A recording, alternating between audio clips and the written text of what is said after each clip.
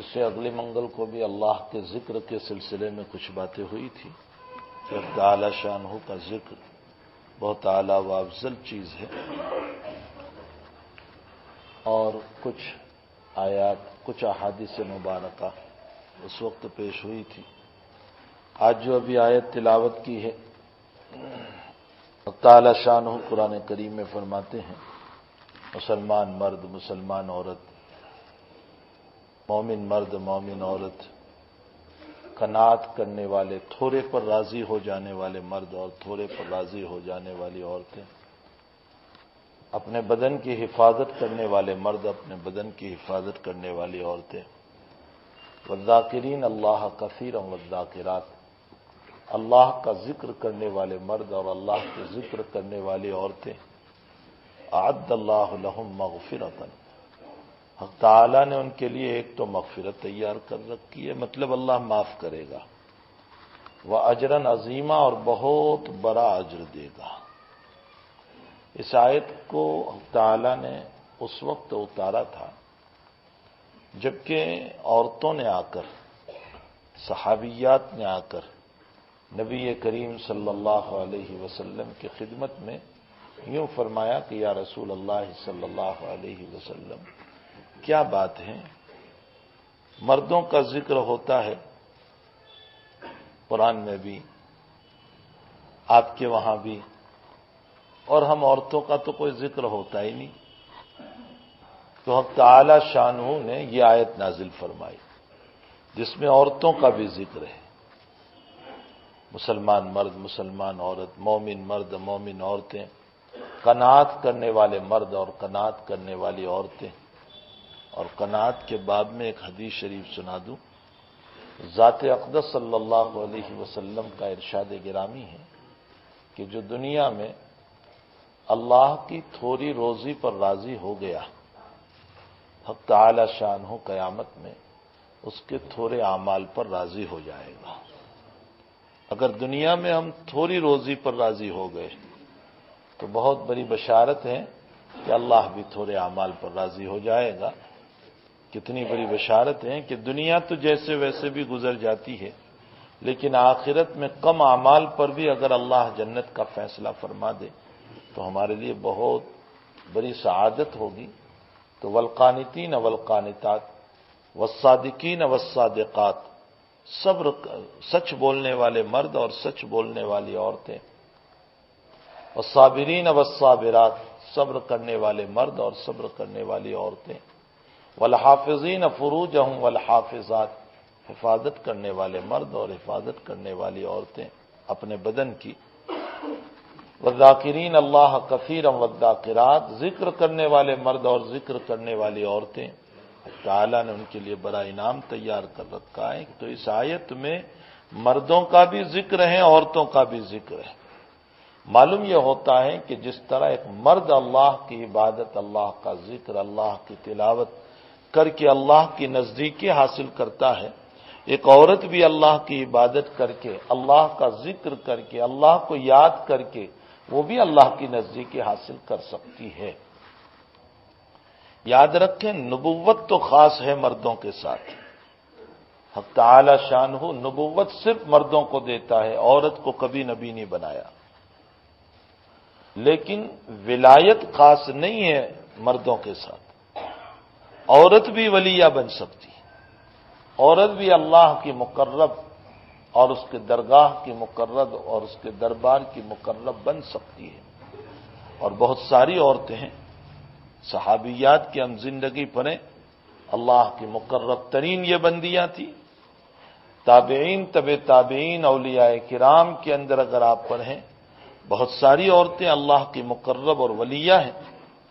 رابعہ بصریہ رحمۃ اللہ علیہ کے سلسلے میں لکھا ہے، فرمایا رابعہ بصریہ علیہ الرحمہ کا جب انتقال ہوا تو آپ کی خادمہ نے آپ کو خواب میں دیکھا، پوچھا امی کیا گزرا، کیا حال ہوا؟ فرمایا کہ مجھے بھیجا گیا قبر میں اور مجھے رکھا گیا، تو ملائکہ آئے سوال کرنے والے، انہوں نے مجھ کو سوال کیا، تو میں نے ان سے خود پوچھا کہ تم کہاں سے آ رہے ہو؟ تو کہا آسمان سے۔ تو کہا تم آسمان سے آئے اور اپنے رب کو نہیں بھولے، تو میں 5 فٹ زمین کے نیچے آ کر اپنے اللہ کو بھول جاؤں گی؟ اولیاء، عورتیں بھی اولیاء اللہ کے اندر ایک مقام رکھتی ہے. آپ نے بار بار نام سنا امام غزالی رحمۃ اللہ علیہ کا. امام غزالی رحمۃ اللہ علیہ کا نام ہے محمود، اور آپ کے ایک چھوٹے بھائی تھے جن کا نام ہے احمد. اور امام غزالی اپنے محلے کی مسجد میں امامت بھی کرواتے تھے، لیکن ان کے بھائی احمد جو ہیں وہ ان کے پیچھے نماز نہیں پڑھتے تھے. دوسری مسجد میں نماز پڑھتے تھے، اپنے بھائی کے پیچھے نماز نہیں پڑھتے تھے. تو امام غزالی نے اپنے بھائی کی شکایت اپنی والدہ سے کی، اور والدہ سے یوں کہا کہ امی، یہ میرا بھائی میرے پیچھے نماز نہیں پڑھتا، لوگ کیا کہیں گے کہ اس کا بھائی اس کا مخالف ہے. آپ اس سے کہیے کہ میرے پیچھے یہ نماز پڑھا کرے. تو والدہ نے احمد سے یوں کہا، وہ بھی بہت بڑے عالم تھے، کہا کہ جاؤ اپنے بھائی کے پیچھے محلے میں نماز پڑھا کرو. وہ گئے اور نماز توڑ کر آ گئے اور علیحدہ اکیلے پڑھ لی. تو امام غزالی نے شکایت کی کہ امی عجیب مسئلہ، یہ نہ آتا تو نہ آتا، آیا اور نماز توڑ کے چلا گیا. تو امی نے پوچھا کہ بیٹا ایسا کیوں کیا؟ کہا امی جان میں کیا بتاؤں، بھائی قرآن کریم کی جب نماز میں تلاوت کر رہے تھے تو آیات حیض کے مسائل میں سوچنے لگ گئے. اصل میں قرآن کریم کی وہ آیات پڑھ رہے ہوں گے نماز میں جس کا تعلق حیض سے ہے. یسألونک عن المحیض قل هو اذی فاعتزلوا النساء فی المحیض ولا تقربوهن حتی یطہرن، جس میں حیض کے مسائل ہیں. تو احمد کو کشف ہوا قلب پر، کہا کہ یہ میرا بھائی تو گندی چیز میں مبتلا ہو گیا نماز میں. حالانکہ وہ مسائل سوچ رہے تھے، لیکن کہا یہ گندی چیز میں مبتلا ہو گیا اس لیے میں نے نماز توڑ دی. تو عجیب و غریب ماں نے فرمایا کہ بیٹا تو اپنے بھائی کے دل کو دیکھنے گیا تھا یا اپنے اللہ کو دیکھنے گیا تھا؟ کیوں تو اس کے پیچھے سوچنے لگا؟ تجھے تو اپنے رب کی طرف توجہ ہونا چاہیے تھا. دیکھیے ماں کا مقام ان سے بھی زیادہ ہے. تو معلوم یہ ہوتا ہے کہ عورت بھی ولایت حاصل کر سکتی ہے. ولایت کسی کے باپ کی جاگیر نہیں ہے. پھر یہ کہ ولایت مخصوص بالعلماء نہیں ہے کہ کوئی عالم ہی ولی بن سکتا ہو، کوئی شیخ الحدیث ہی ولی بن سکتا ہو، کوئی مفتی ہی ولی بن سکتا ہو. یہ کچھ نہیں ہے. ہر اللہ کا نیک بندہ ولی بن سکتا ہے. بس اللہ تعالیٰ کے فرمودات پر عمل کریں. اللہ نے جن باتوں سے منع کیا اس سے اپنی ذات کو روک لیں، اللہ تعالیٰ اس کو مقام ولایت عطا کر دے گا. ولایت کے لیے کوئی پاپڑ نہیں بیلنے پڑتے ہیں. پھر یہ کہ ولایت کے کوئی سینگ نہیں ہوتے کہ وہ سینگ نکلے وہی ولی بن سکتا ہے، اس کے علاوہ کچھ نہیں. بخاری شریف میں ایک روایت ملتی ہے، انس ابن مالک رضی اللہ تعالیٰ عنہ فرماتے ہیں کہ میرے چچا حضرت انس بن نضر رضی اللہ تعالیٰ عنہ بڑے صحابی ہیں.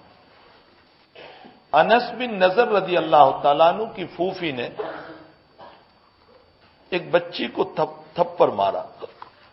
اب اتفاق ایسا ہوا کہ بچی کا دانت ٹوٹ گیا، ٹوٹنا تھا ٹوٹ گیا. تو بچی کے اولیاء اور بچی کے ماں باپ آئے حضور پاک صلی اللہ علیہ وسلم کے پاس اور نبی علیہ السلام سے فرمایا کہ یا رسول اللہ صلی اللہ علیہ وسلم، ہمیں ہماری بچی کا دانت توڑا ہے تو اس کے بدلے میں اس عورت کا بھی دانت توڑنا ہے. قصاص ہے شریعت میں کہ اگر وہ کوئی دانت توڑے تو اس کے بدلے میں دانت توڑا جائے، تو ہمیں اس کا دانت توڑنا ہے. حضرت نے انس بن نضر کی پھوپھی کو بلایا کہ تم نے اس بچی کو مارا ہے؟ کہا ہاں. تمہاری وجہ سے دانت ٹوٹ گیا؟ کہا ہاں. کہا یہ لوگ تم سے بھی قصاص مانگ رہے، تمہارا بھی دانت توڑا جائے گا. تو انس بن نضر رضی اللہ تعالیٰ عنہ کہنے لگے کہ یا رسول اللہ، میری پھوپھی بدھی ہے، اس کا دانت توڑ کر کیا ملے گا؟ اس کے بدلے میں جو پیسے ہوتے ہو آپ دلوا دیجئے، جس کو دیت کہتے ہیں، آپ دیت دلوا دیجئے. حضرت نے فرمایا کہ ٹھیک ہے، اگر سامنے والی پارٹی راضی ہو جائے تو. سامنے والی پارٹی کو حضرت نے کہا، لیکن وہ لوگ راضی نہیں ہو، وہ یہی کہتے رہے کہ نہیں ہمیں قصاص چاہیے اور اس کے بدلے میں دانت توڑا جائے. تو انس بن نضر رضی اللہ تعالیٰ عنہ حضور پاک صلی اللہ علیہ وسلم کے پاس یہ بول بیٹھے کہ خدا پاک کی قسم میری پھوپھی کا دانت نہیں توڑا جائے گا. قسم کھا لی. اللہ کے حبیب نے فرمایا انس قسم نہ کھاؤ، اس لیے کہ یہ تو شرعی مسئلہ ہے، قصاص کا مسئلہ ہے. اگر سامنے والے معاف نہ کریں تو ضرور دانت توڑا جائے گا، اور تم قسم کیسے کھا رہے ہو اس مسئلے پر؟ بس حضرت انس نے قسم کھا لی، اور تھوڑی دیر میں سامنے والی پارٹی آئی حضور کے پاس اور آ کر کے فرمایا کہ یا رسول اللہ صلی اللہ علیہ وسلم، ہم نے مشورہ کیا، ہمیں قصاص نہیں لینا ہے، دانت نہیں توڑنا ہے، اچھا ہم دیت لینے پر راضی ہیں، پیسے لینے پر راضی ہیں۔ تو حضرت نے فرمایا انس، اللہ نے تیری قسم سن لی اور تیری قسم کو پوری کر دی۔ اور اس وقت نبی کریم صلی اللہ علیہ وسلم نے یوں فرمایا کہ رب اشعث اغبر لو اقسم علی اللہ تعالی لابرہ اللہ تعالی، بہت سارے پراگندہ بال، پراگندہ حال، جن کے کپڑوں کے ٹھکانے نہیں، جن کے بالوں کے ٹھکانے نہیں، لوگ ان کو غریب سمجھتے ہیں، لوگ ان کو حقیر سمجھتے ہیں، لوگ ان کو معمولی سمجھتے ہیں، لیکن ان کا کنیکشن اللہ سے ایسا ہوتا ہے کہ اگر وہ اس زمین پر قسم کھا لے تو اللہ ان کی قسموں کو پوری کرتا ہے۔ یہ انس بن نضر رضی اللہ تعالیٰ عنہ کے بعد میں فرمایا، حالانکہ وہ غریب قسم کے صحابی تھے جن کے کپڑوں کا ٹھکانہ نہیں، بالوں کا ٹھکانہ نہیں، لیکن ان کی قسم کو تعالی شانہ نے پوری فرمایا۔ معلوم یہ ہوتا ہے کہ ولایت کے لیے کوئی فاخرانہ لباس، کوئی عمدہ لباس، کوئی شاندار لباس کچھ نہیں ہے۔ اصل میں ولایت کا تعلق قلب سے ہے، انسان کے دل سے ہے۔ انسان کا دل اپنے رب سے جتنا لگا ہوا ہو، بس اتنا ہی زیادہ وہ اللہ کا قریب بنے گا، اللہ کا دوست بنے گا۔ دیکھیں جس وقت احد کے اندر عبداللہ ابن ابی جو منافقوں کا سردار تھا، وہ حضرت کے ساتھ چلا ہے، 1000 کا لشکر لے کر حضرت احد کی طرف چلے، اور راستے سے عبداللہ ابن ابی اپنے 300 آدمیوں کو لے کر واپس ہو گیا۔ 1000 میں سے 300 نکل گئے، اب رہ گئے 700۔ 300 کو لے کر واپس ہو گیا اور یوں کہنے لگا کہ ہم نے محمد کو مشورہ دیا تھا صلی اللہ علیہ وسلم کہ مدینے میں رہ کر مقابلہ کرو، تو باہر کیوں جا رہے ہیں، ہماری رائے کیوں نہیں مانی؟ اس پر واپس ہو گیا۔ حالانکہ میرے بھائیوں، رائے کا مشورہ ایسا ہے کہ جب مشورہ ہوتا ہو تو آپ اپنی رائے پیش کر دیں، منوانے کی ذمہ داری ہماری نہیں ہوتی ہے۔ عمومی طور پر ہمارا حال یہ ہے کہ ہم جب کوئی رائے پیش کرتے ہیں تو منوانے کے اوپر ہم آ جاتے ہیں۔ یہ رائے نہیں ہوئی، یہ تو حکم ہوا۔ شریعت میں حکم نہ کر، رائے ہے تو بس مشورہ ہے۔ بلکہ ہمارے بزرگوں نے یہ کہا ہے کہ آپ اولاً تو کوئی تم سے رائے نہ پوچھے، یہ بہتر ہے۔ بہت ممکن ہے کہ میری غلط رائے کسی کے لیے ہو جائے، اور اگر آپ سے رائے پوچھی گئی اور آپ نے مشورہ دیا تو دل میں دعا کریں کہ میرے مشورے پر عمل نہ ہو، بہت ممکن ہے کہ کوئی غلط بات ہو جائے تو میں اللہ کے وہاں پکڑا جاؤں گا۔ تو رائے آپ دیں ضرور، لیکن اس کو منوانے کی کوشش نہ کریں کہ بس میری رائے ماننی ہی چاہیے۔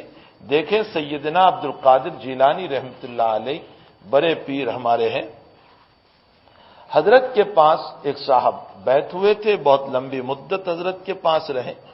تو جب وہ واپس جانے لگے تو حضرت سے فرمایا کہ حضرت کچھ نصیحت فرما دیجئے۔ تو حضرت نے فرمایا اتنے سال رہے، ابھی نصیحتیں کم پڑی تم کو؟ برسوں تم ہمارے پاس رہے، تمہیں نصیحتیں کم پڑی؟ فرمایا نہیں، پھر بھی حضرت میں جا رہا ہوں تو کوئی نصیحت آپ فرما دیجئے۔ تو سیدنا عبد القادر جیلانی رحمۃ اللہ علیہ، بڑے پیر رحمۃ اللہ علیہ نے بہت پیاری بات فرمائی۔ فرمایا دیکھو، زندگی میں کبھی بھی خدائیت کا دعویٰ نہ کرنا اور نبوت کا دعویٰ نہ کرنا، خدائیت کا دعویٰ نہیں اور نبوت کا دعویٰ نہیں۔ تو مرید کہنے لگا کہ آپ کو اس طرح کا کوئی مسئلہ دل میں آ رہا ہے، میں ایسا دعویٰ کروں گا کہ اللہ ہونے کا دعویٰ کر لوں یا نبی ہونے کا دعویٰ کر لوں؟ برسوں پھر آپ کی خدمت میں رہنے کا فائدہ کیا ہوا؟ تو فرمایا تم میرا مطلب نہیں سمجھے۔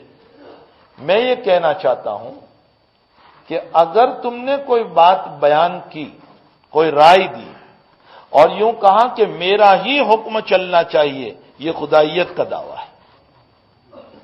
اس لیے کہ صرف ایک ذات ہے جو یوں کہہ رہی ہے کہ میرا ہی حکم چلنا چاہیے، میرے علاوہ کسی کا حکم نہ چلے اس زمین کے اوپر۔ اگر تم یہ کہہ رہے ہو کہ میرا ہی حکم چلنا چاہیے، یہ خدائیت کا دعویٰ ہو گیا۔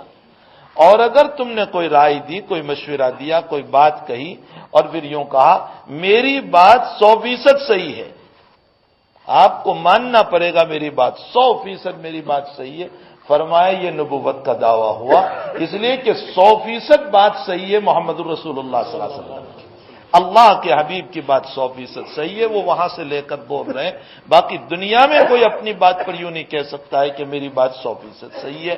بہرحال فرمایا کہ اگر تم نے یوں کہا کہ میری بات 100% صحیح ہے تو یہ تم نے نبوت کا دعویٰ کیا ہے، یہ دونوں دعوے کبھی نہ کرنا۔ یہ جملہ یہ بتا رہا ہے کہ ہمیں چاہیے کہ رائے دیں، رائے کو منوانے کی کوشش نہ کریں کہ بس رائے ماننا ہی چاہیے، ہمارا مشورہ ماننا ہی چاہیے۔ ویسے بھی اس کے لیے رائے کا لفظ بولا گیا، ہم جو مشورہ دے رہے ہیں، جو بات کہہ رہے ہیں، اور رائے بہت چھوٹی سی ہوا کرتی ہے، تو گویا ہماری بات ہی بہت چھوٹی سی ہے، اس کو بڑی کیوں بنا رہے؟ بھائی رائے کے دانے کے برابر ہماری تو بات ہے، تو ہم اس کو بڑی کیوں بنا رہے ہیں، ہم اس کو آگے کیوں بڑھا رہے ہیں، ہم اس کو بہت بڑا چڑھا کر کے کیوں بیان کر رہے ہیں؟ بہرحال کہنے کا مطلب یہ ہے کہ ولایت جو ہے وہ کسی کے ساتھ مخصوص نہیں ہے، بس اللہ کے فرمودات پر عمل کرو، جن باتوں کا ہمیں حکم دیا اور جن باتوں سے ہمیں منع کیا اس سے رکو، تو ولایت کا مقام۔ تو غزوہ احد سے عبداللہ ابن ابی 300 کو لے کر راستے سے واپس ہو گیا اور یوں کہا کہ تم نے ہماری بات کیوں نہیں مانی، اس لیے ہم واپس۔ اب حضرت 700 آدمیوں کو لے کر پہنچے، ابتداءً تو حضرت ہی کو کامیابی ملی، لیکن نبی کریم صلی اللہ علیہ وسلم نے 50 صحابہ کرام کو حضرت عبداللہ رضی اللہ تعالیٰ عنہ کی عمارت میں سرداری میں، آپ جو لوگ عمرے کے لیے حج کے لیے گئے ہیں انہوں نے دیکھا ہوگا کہ احد پہاڑ کے مقابلے میں ایک چھوٹا پہاڑ ہے، ادھر احد پہاڑ بڑا ہے، سامنے ایک چھوٹا پہاڑ ہے جس کے اوپر لوگ چڑھتے بھی ہیں، اس کو کہا جاتا ہے جبل رمات، اس کا نام رمات ہے، اور اس کا دوسرا نام عینین بھی ہے، یہ اس کا دوسرا نام ہے۔ تو نبی کریم صلی اللہ علیہ وسلم نے 50 صحابہ کرام کو اس چھوٹے پہاڑ پر کھڑے کیے تھے، اس لیے کہ خطرہ یہ تھا کہ دشمن پہاڑ کے پیچھے سے نہ جائے، اور یہ کہا تھا کہ دیکھو نیچے ہمیں کامیابی ہو یا ناکامی ہو تم اپنی جگہ نہ چھوڑنا، تم وہیں اوپر رہنا۔ اب اللہ کے نبی علیہ السلام کو کامیابی ہوئی، جیسے ہی کامیابی ہوئی وہ صحابہ جو اوپر تھے 50 نوجوان قسم کے، انہوں نے دیکھا کہ کامیابی تو ہمارے ہاتھوں میں ہے، وہ نیچے اتر پڑے۔ ان کے جو امیر تھے حضرت عبداللہ ابن زبیر رضی اللہ تعالیٰ عنہ، انہوں نے منع کیا کہ دیکھو ہمیں اللہ کے نبی نے منع کیا ہے، ہم نیچے نہ جائیں، لیکن وہ نوجوان تھے، جذباتی تھے، فرمایا کامیابی تو ہو گئی ہے، چلو نیچے اتر پڑے۔ خالد بن ولید جو بھی مسلمان نہیں ہوئے تھے، دشمنوں کی طرف سے آئے تھے، وہ پلٹ کر پیچھے سے جہاں سے خطرہ تھا وہیں سے آ گئے۔ نبی علیہ السلام کو جہاں سے خطرہ تھا وہیں سے وہ پہاڑ کے پیچھے سے پہاڑ چڑھ کر کے اتر آئے۔ اب ہوا یہ کہ پیچھے بھی دشمن ہے، آگے بھی دشمن ہے، اور بیچ میں مسلمان ہے، تو اللہ کا دیا ہوا میدان پھر شکست میں بدل گیا، ناکامی میں بدل گیا، اور 70 صحابہ کرام شہید ہو گئے اور 70 صحابہ کرام زخمی ہو گئے، اور کسی نے عبداللہ ابن کیمیہ نامی دشمن خدا نے پتھر مارا نبی کریم صلی اللہ علیہ وسلم کو، بہت زوروں سے یہاں لگا۔ حضرت نے جو حفاظتی ٹوپی اور اپنے سر پر پہن رکھی تھی اس کی کڑیاں آپ کو گھس گئی اور خون اس کا بڑے زوروں سے نکل آیا، آپ کا دانت مبارک شہید ہو گیا، اور عقبہ نامی آدمی نے آپ کو پتھر مارا تو حضرت یوں پیچھے گرے، اور پیچھے کھڈا تھا، کھڈے میں نبی کریم صلی اللہ علیہ وسلم گر گئے، اور اس موقع پر بھی لیکن حضرت نے بددعا نہیں فرمائی بلکہ یوں فرمایا اے اللہ تو ان کو ہدایت دے، مجھے نہیں جانتے اس لیے مار رہے ہیں۔ یہ نبی علیہ السلام کی تعلیمات ہے۔ میرے بھائیوں، آج ہم سیرت کے عنوان سے بڑے شاندار جلسے کر لیتے ہیں، بہت زیادہ بڑے شاندار جلسے، لیکن افسوس یہ ہے کہ نبی کی سیرت ہم میں نہیں آئی، نبی کریم صلی اللہ علیہ وسلم کی جو مبارک زندگی ہے وہ ہمارے اندر نہیں آئی۔ ہمیں چاہیے کہ حضور پاک صلی اللہ علیہ وسلم کی مبارک زندگی پر عمل کریں۔ ہمیں کوئی ہلکا پھلکا تھوڑا سا کھانا پیش کرتا ہے، ہلکا پھلکا، تو ہم کر لیتے ہیں، یہ کوئی کھانا بھی ہوا، اور پھر ہم بیان کرتے ہیں کہ اللہ کے نبی نے پیٹ پر پتھر باندھا تھا تم ایک طرف پیٹ پر پتھر باندھنے کی روایت بیان کرتے ہو اور ایک طرف تھوڑا سا ہلکا پھلکا کھانا ہوتا ہے تو تمہیں اس کے اوپر اینٹ آ جاتی ہے اور تم اس کو ناپسند کرتے ہو۔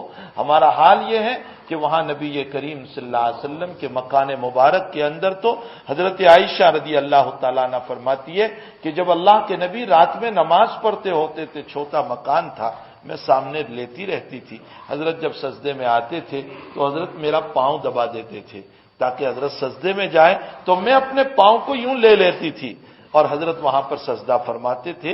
ہماری طرف بڑے بڑے مکان نہیں تھے، آج بھی وہ حجرہ شریفہ جس میں حضرت آرام فرمائے آپ دیکھ سکتے ہیں کہ کتنا بڑا مکان تھا۔ فرمایا کہ حضرت جب سجدے میں آتے تو میرے پاؤں دبا دیتے، میں پاؤں کو سمیٹ لیتی تھی۔ تو آپ کے بھانجے عروہ پوچھ رہے ہیں کہ خالہ جان جب اللہ کے حبیب سجدے میں آتے تھے تو آپ دیکھتی نہیں تھی کہ خالہ حضرت سجدے میں آ رہے؟ فرمایا بھانجے میں تجھے کیا بتاؤں، ہمارے گھروں میں 2 مہینے گزر جاتے تھے کہ دیا جلانے کے لیے تیل نہیں ملتا تھا۔ ایک طرف میں اور آپ ہم یہ واقعات پیش کرتے ہیں اور دوسری طرف ہمارے جلسوں میں جو کمکمے روشن کیے جاتے ہیں، جو لائٹیں روشن کی جاتی ہے اور جو ڈیکوریشن کیا جاتا ہے، کاش ہمارے بھائی اتنا مسئلہ سمجھے کہ ہم ان کمکموں کو روشن کرنے کے بجائے، ان ڈیکوریشن کو بنانے کے بجائے اتنا پیسہ اللہ کے نبی کی اس غریب امت پر خرچ کریں گے، خدا پاک کی قسم کسی بچی کا ہاتھ پیلا کر کے نکاح کرا دیں گے، اللہ ہماری بیٹیوں کی زندگی آباد کر دے گا۔ ہاسپٹل میں پہنچ کر کے کسی غریب کا بل بھر دیں گے، خدا پاک کی قسم اللہ ہمارے گھروں کی بیماریوں کو ختم کر دے گا۔ اگر ہم کسی گرتے ہوئے کو اٹھا کر کے سینے سے لگا لیں گے اور اس کا کوئی تعاون کر دیں گے، اللہ کے حبیب پاک صلی اللہ علیہ وسلم کی برکت سے اور اس کے امت کے تعاون کی برکت سے حق تعالی شان ہو ہمیں کبھی گرنے کے دن نہیں آنے دے گا، ہمیں کبھی گرائے گا نہیں۔ کاش ہم ان مسائل کو سمجھیں۔ حضور پاک صلی اللہ علیہ وسلم کی سیرت کو بیان کر دینا بہت آسان ہے، لیکن اس پر اپنے آپ کو ڈالنا بہت مشکل ہے۔ ہماری زندگی کو حضرت کی زندگی پر ڈالا جائے، لگایا جائے، اپنے آپ کو آقا کی زندگی کے ساتھ ملایا جائے اور حضرت نے جیسی اپنی امت سے مانگا ہے ویسے امت اپنے نبی علیہ الصلوۃ والسلام کی مبارک زندگی کو اپنائے تاکہ قیامت کے دن میرے نبی علیہ السلام ہمیں دیکھ کر یوں کہہ دے کہ یہ میرا ہے، یہ میرا ہے، میرا ہاتھ پکڑ لیں اور ہمیں جنت میں لے چلیں، اور ہمارا ہاتھ پکڑ کے آقا ہماری سفارش کر دے۔ ہمیں چاہیے کہ ہم ایسی مبارک زندگی نبی کریم صلی اللہ علیہ وسلم کی اپنانے والے بنے۔ تو بہرحال وہ 300 آدمیوں کو عبداللہ ابن ابی جو لے کر کے واپس ہو گیا۔ ایک بات بتاؤں اور کہ یہ جو احد میں حالات آ گئے کہ میدان ہاتھ میں آیا ہوا پھر نکل گیا، پیچھے بھی دشمن آ گئے، آگے بھی دشمن، بیچ میں مسلمان پیس گئے، 70 صحابہ شہید، 70 صحابہ کرام زخمی ہو گئے، اللہ کے حبیب پاک صلی اللہ علیہ وسلم خود زخمی ہو گئے، خون نکل آیا۔ حضرت فاطمہ رضی اللہ تعالیٰ عنہ اپنے ابا کے خون کو صاف کر رہی ہے، حضرت علی پانی ڈال رہے ہیں، لیکن خون بند ہونے کا نام نہیں لے رہا ہے۔ چتائی جلائی گئی، اس کی راکھ لی اور حضرت کو یوں لگا دی گئی۔ کہنے کا مطلب یہ ہے کہ میدان احد میں نبی کریم صلی اللہ علیہ وسلم کے ہوتے ہوئے حالات آ گئے، حضرت موجود ہے وہاں پر، امام الانبیاء وہاں موجود ہیں اور حالات آ گئے۔ کیوں؟ قرآن کریم نے اس کو بیان فرمایا، قرآن نے بیان کیا، تم نے میرے نبی کی بات کو نہیں مانا تو میں نے تمہارے میدان کو ان کے ہاتھوں میں دے دیا۔ اذ عصیتم، جب تم نے نافرمانی کی میری بات، میرے نبی کی بات کو نہیں مانا تو ہم نے تمہارے کامیابی کے میدان کو ان لوگوں کے ہاتھ میں دے دیا اور تمہیں شکست کا منہ دیکھنا پڑا اور تمہارے 70 صحابہ شہید ہو گئے۔ اللہ آگے فرماتے ہیں وَلَقَدْ عَفَا عَنْكُمْ، چلو اللہ نے تمہیں معاف کر دیا، حالانکہ تمہیں ایسا نہیں کرنا چاہیے تھا، تمہیں نبی نے جہاں کھڑے کیے تھے تم وہیں رہتے، کیوں اتر آئے؟ چلو اللہ نے تمہیں معاف کر دیا۔ حضرت حسن بصری رحمت اللہ علیہ سے کسی نے پوچھا کیا معاف کیا اللہ نے؟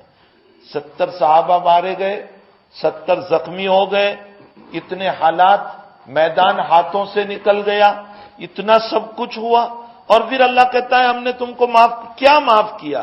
حضرت حسن بصری فرماتے ہیں ارے یہ معافی ہے کہ 70 صحابہ مارے گئے، ورنہ نافرمانی کا مسئلہ نبی کے ہوتے ہوئے جو ہو گیا ہونا تو یہ چاہیے تھا کہ پوری جماعت شہید کر دی جاتی۔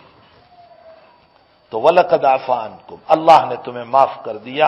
فرمایا آئندہ ایسا نہ کرنا۔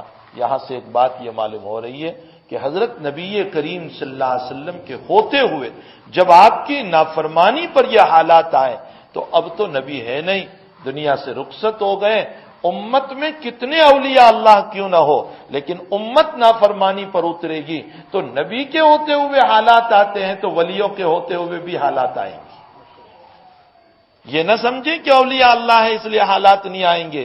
اگر ہم نے بغاوت کی ہے، اگر ہم نے نہیں مانا، اگر ہم نے اللہ کی نافرمانیاں کی، اس وقت جو دنیا کے حالات، جو دنیا کی پریشانیاں، جو دنیا کے مصائب، آج سب کے ہونٹوں کی مسکراہٹ ہے، دل سب کے رو رہے ہیں، سب اپنے دل سے رو رہے ہیں، کوئی نہ کوئی پریشانی میں مبتلا ہے، کوئی بیوی سے، کوئی بچوں سے، کوئی کاروبار سے، کوئی زمین سے، کوئی کس سے، کوئی کس سے، کوئی بیماریوں سے۔ ہر آدمی کسی نہ کسی حالت کے اندر مبتلا ہے اور پریشانیوں میں زندگی گزار رہا ہے۔ کیوں؟ اس لیے کہ ہمارے گھروں سے ہمارے نبی کی سنتیں نکل گئی۔ اور یاد رکھو میرے بھائیوں، ابھی میں نے عصر کے بعد بھی کہا اور میں نے آج صبح اپنے سبق میں بھی میرے بچوں کو کہا کہ دیکھو ایک بات یاد رکھو، نبی کریم صلی اللہ علیہ وسلم کی ادنا درجے کی سنت کیوں نہ ہو، یعنی حضرت نے کچھ دن ایسا کیا ہو، ایسی سنتیں، لیکن نبی کی سنت کو اس طرح پیش نہ کرنا کہ اس کی حقارت ہو جائے۔ حقارت بہت سارے لوگ اس طرح بیان کر، سنت ہے اس کا مطلب حقارت نہیں۔ تم نسبت تو دیکھو کہ کس ذات کی طرف ہو رہی ہے، کتنی بڑی ذات ہے نبی کریم صلی اللہ علیہ وسلم، کتنی بڑی ذات ہے، اس ذات کی طرف اس طریقے کی نسبت ہو رہی ہے کہ آپ کا یہ عمل ہے۔ تو کسی بھی سنت کو اس طرح کبھی بھی امت کے سامنے پیش نہ کرنا کہ اس کی حقارت آ جائے۔ سنت ضرور بیان کرنا لیکن عظمت کے ساتھ بیان کرنا، اس کی عظمت بھی بیان ہونی چاہیے کہ دیکھو یہ ہمارے نبی کا طریقہ ہے، ہمارے آقا کا طریقہ ہے۔ حضرت مولانا صاحب رحمۃ اللہ علیہ کی ایک عجیب و غریب بات، حضرت نے فرمایا یاد رکھو نبی کریم صلی اللہ علیہ وسلم نے کوئی عمل زندگی میں چاہے ایک مرتبہ کیا ہو لیکن نسبت ہے اس کی ہمارے آقا کی طرف تو اس نسبت کی بنیاد پر وہ عمل بہت اونچا ہو جاتا ہے۔ اتنی اونچی ذات کے ساتھ اس کی نسبت ہے تو ہمیں چاہیے کہ سنتوں کا اہتمام کریں اپنی زندگیوں میں۔ بہرحال یہ تو بات سے بات نکل آئی، تو جب 300 منافق قسم کے لوگ واپس ہو گئے تو کچھ مخلص صحابہ بھی تھے، قبیلہ بنو سلمہ اور قبیلہ بنو حارثہ، یہ دو قبیلے تھے مدینے کے انصار کے۔ بنو سلمہ کا تعلق حضرت سے تھا، بنو حارثہ کا تعلق قبیلہ اوس سے تھا، اور یہ دونوں انصاری قبیلے تھے صحابہ کرام کے۔ ان کے دل میں بھی یہ بات آ گئی کہ وہ 300 چلے گئے تو اب چھوٹی سی جماعت رہ گئی، کہیں ہم پر بھی حالات نہ آ جائیں، چلو ہم واپس ہو جائیں۔ حالانکہ صحابہ کرام تھے، سچے تھے، لیکن ان کے دل میں بھی یہ بات آ گئی اور سوچا کہ ہم بھی واپس ہو جائیں۔ اللہ نے ان کے قدموں کو جمائے رکھا، ان کو نہیں جانے دیا، چونکہ وہ سچے مسلمان تھے، پکے مسلمان تھے، نبی کے شہدائی تھے۔ قرآن کریم میں اللہ تعالیٰ نے اس کو بیان فرمایا، اذ ہمت طائفتان منکم ان تفشلا، تم میں سے دو جماعت نے بھی ارادہ کیا تھا واپس جانے کا۔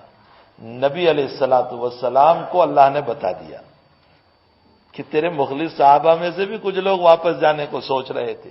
اذ ہمت طائفتان منکم ان تفشلا، وہ لوگ بھی واپس جانے کا ارادہ کرتے تھے لیکن ہم نے ان کو جمائے رکھا۔ واللہ ولیہما، لیکن اللہ ان دونوں قبیلوں کا دوست ہے۔ اللہ اکبر، دنیا ہی میں اللہ نے اعلان کیا کہ میں ان کا دوست ہوں۔ واللہ ولیہما، حضرت جابر رضی اللہ تعالیٰ عنہ اسی قبیلے سے ہے۔ تو جابر حدیث بیان کرتے ہیں کہ اگرچہ اللہ نے ہمارا راز فاش کر دیا کہ ہم واپس جانے والے تھے، ہمارا راز فاش ہو گیا، لیکن ہم اس کو برا نہیں جانتے بلکہ ہم اچھا جانتے ہیں کہ اچھا ہوا اللہ نے آیت اتاری، اس کا فائدہ ہم کو یہ ہو گیا کہ اللہ نے ہمارے ساتھ دوستی کا اعلان تو کر دیا۔ واللہ ولیہما، اللہ تعالیٰ ان دونوں قبیلوں کا ولی ہے، دوست ہے، وعلی اللہ فلیتوکل المؤمنون۔ اور ذرا تنبیہ بھی کر دی، فرمایا تم جو واپس جانے کا ارادہ کرتے تھے وہ اس لیے کہ 300 چلے گئے تو اب ہم تھوڑے رہ گئے، ہمیں واپس جانا چاہیے۔ ارے مومنوں کو تو اللہ پر بھروسہ رکھنا چاہیے، وعلی اللہ فلیتوکل المؤمنون، اللہ کو تو مومنوں پر بھروسہ رکھنا چاہیے۔ یہ واپس چلے گئے تو کیا ہوا، ہم تم کو کامیابی دینے والے ہیں۔ بہرحال اس آیت میں اللہ نے ان کو دوست کہا۔ کیوں دوست کہا؟ اس لیے کہ اخلاص والے تھے۔ معلوم ہوتا ہے کہ ہم اخلاص کے ساتھ کام کریں گے اللہ ہمارا بھی دوست بنے گا، اور ولی اسی کو کہا جاتا ہے جو اللہ کا دوست ہو۔ اس لیے ہمیں چاہیے کہ ہم اپنی زندگی کو صاف ستھری رکھیں۔ ہر انسان اللہ کا ولی بن سکتا ہے، کوئی ضروری نہیں ہے کہ مفتی ولی بنے، شیخ الحدیث ولی بنے اور کوئی دوسرا آدمی ولی نہیں بن سکتا۔ اللہ کے اوامر پر عمل کرو، اللہ کے نواہی سے بچو، جن کاموں سے اس نے منع کیا اس سے بچو، جن کاموں کا اس نے حکم دیا اس کو ادا کرو، حلال کی روزی اپنے پیٹ میں اتارو، انشاءاللہ تعالی وہ اس زمانے کا ولی ہو جائے گا۔ تو اس آیت میں اللہ تعالیٰ نے ذکر کرنے والے مرد اور ذکر کرنے والی عورت کی تعریف فرمائی۔ معلوم یہ ہوتا ہے کہ ذکر بہت بڑی چیز ہے۔